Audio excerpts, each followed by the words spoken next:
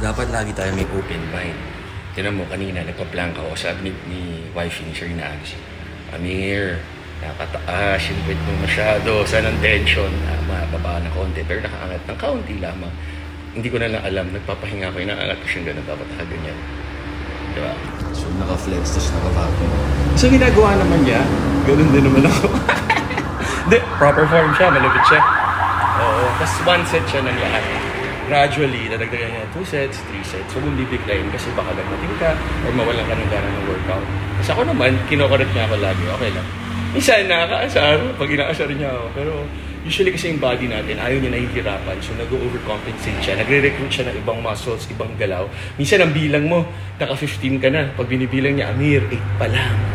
Alam mo yun, yung parang ganun, inaano niya yung energy, kinokontrol niya, ayaw niya ubusin mo kasi nga baka bigla kang famine, mag-starvation mo. Tama kayo, mali kami, we're not doctors too.